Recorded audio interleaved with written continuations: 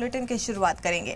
Assam assembly इंतखाब में बिना Kandi seat से कामयाबी हासिल करने के बाद AIUDF सरबराह मौलाना बदरुद्दीन अजमल ने पहली बार मीडिया से तफसीली गुफ्तगू की है। इस दौरान उन्होंने असम में यूनिफॉर्म सिविल कोड यानी कि UCC लागू करने को लेकर भाजपा हुकूमत और वजीर आला हेमंत बिस्वा शर्मा के बयान पर सख्त रद्द अमल जाहिर किया है। मौलाना बदरुद्दीन अजमल ने कहा कि उनकी पार्टी पहले भी यूनिफॉर्म सिविल कोड के खिलाफ थी और आइंदा भी इसकी मुखालिफत जारी रहेगी।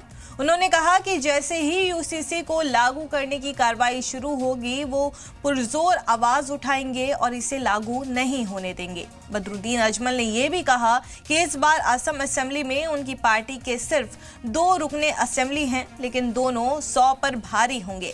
अजमल ने कहा कि जिस तरह वो पार्लियामेंट में मजबूती के साथ लोगों की आवाज उठाते रहे हैं, उसी तरह अब असम असेंबली में भी मुसलमानों समेत हर उस तबके की आवाज बनेंगे जिस पर जुल्म या ज्यादती की जाएगी। वाला असम में असेंबली में हम 2 हैं, एक अकेला 100 पे भारी, 2 है इंशाल्लाह 200 पे भारी। हम काम करेंगे और जो हमारा ऑपोजिशन का रोल है वहाँ अदा करेंगे। कांग्रेस ये रोल ऑपोजिशन का अदा कर ही नहीं सकती। तो उच्छेद के मामले में इतने दिन से उच्छेद हो रहा है। हेमंत बिस्वा शर्मा इतनी बड़ी बात है।